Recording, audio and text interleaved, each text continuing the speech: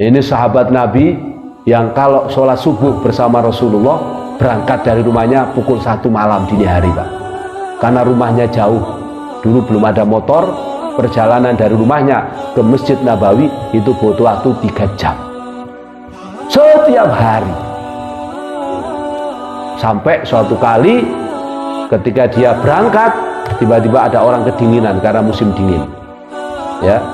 Sauban atau Sya'ban itu kebetulan karena musim dingin pakai jaket.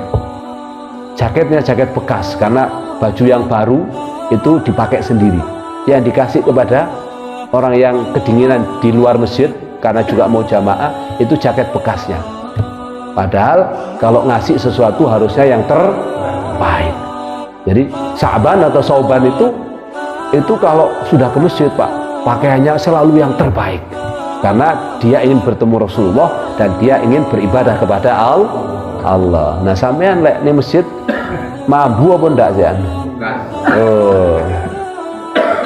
Lalu suatu saat juga Sauban pernah habis selesai capek-capek, lapar-lapar karena perjalanan dari masjid zikir sama Rasulullah, pulang ke rumah, nyampe rumah itu jam 10 siang, Pak.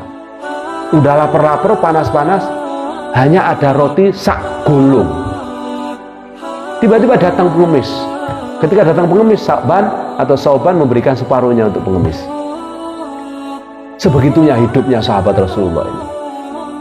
Jadi jalan jamaahnya pun jauh dilakoni. Suatu saat Rasulullah tidak melihat lagi Sauban atau Sya'ban ini, karena ternyata orang ini mati. Hanya Rasulullah nggak tahu.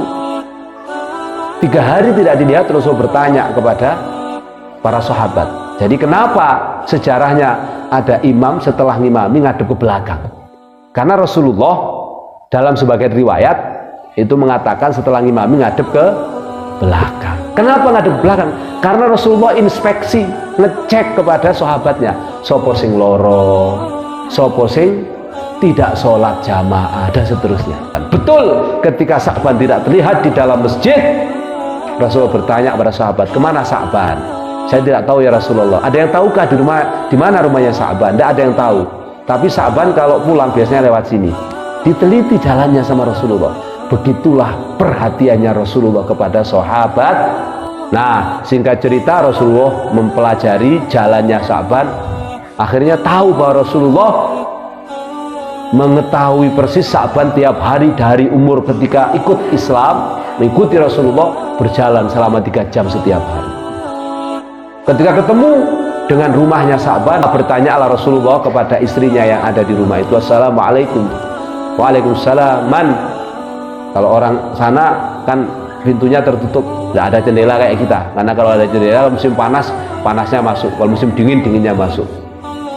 Ana Muhammad Rasulullah SAW, kata Rasulullah, saya kanjeng Nabi. Oh, langsung dibuka, masuk. Aina Sya'ban, di mana Sya'ban? Sya'ban qad tufiya, Sya'ban telah mati. Kapan? 3 hari lalu. Inna lillahi wa inna ilaihi raji'un. Tapi istrinya sambil sedih menangis bertanya, tapi ya Rasulullah, ketika Sya'ban mati, Sya'ban berkata, ya wailata laita ab'ad, ya wailata laita ajdad, ya wailata laita aktar.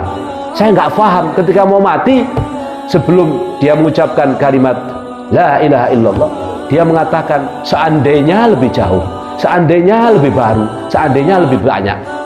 Apa maksudnya Rasulullah? Rasulullah dibimbing malaikat Jibril jawab, ya, Sya'ban dulu pernah memberikan roti saat selesai sholat. Roti yang diberikan separuh. Maka saat itu ditunjukkan oleh Allah pahalanya berikan roti separuh. Maka Sya'ban mengatakan, ya wailata laita aktar, seandainya saya memberikan lebih banyak dari separuh. Subhanallah. Terus, ya wailata laita ab'ad, apa maksudnya Rasulullah? Ya, Sya'ban tiap hari jalan 3 kilo, pulang 3 kilo. Ternyata itu dibalas oleh Allah, luar biasa pahalanya. Maka Sya'ban mengatakan, seandainya aku jalannya lebih jauh dari 3 kilo. Masya Allah, sampean kali mencolot kalau sembahyang, Pak. Bener apa enggak? Umah tari mencolot di masjid, gak gelem sembahyang jamaah. Ini model apa ini? Na'udzubillahi min. Ini termasuk saya, aku ini umahnya cidek. Tapi untung aku duwe santri, sama aku ambil santri-santri.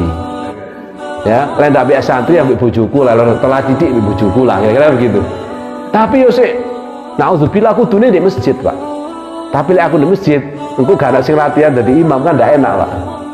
Nah, iki alasannya wong males. Ya Allah, padahal pahalanya 3 kilo itu luar biasa. Ayo Bapak Ibu sekalian, jangan sampai kita sia-siakan. Nah, itu makna ya wailata laita ab'ad. Yang terakhir ya wailata laita ajdad. Ketika Sa'ban atau Sauban mau ngasih jaket yang bekas tadi, harusnya dia ngasih yang baru. Karena yang bekas saja pahalanya luar biasa, apalagi yang baru. Itu makna dari ya wailata laita ajdad. Subhanallah. Intinya hadirin Bapak Ibu sekalian, setiap amal perbuatan kita akan dipertunjukkan oleh Allah Subhanahu wa taala. Ini janji Allah yang ditantumkan dalam Al-Qur'an, innallaha khabirum bima ta'malun.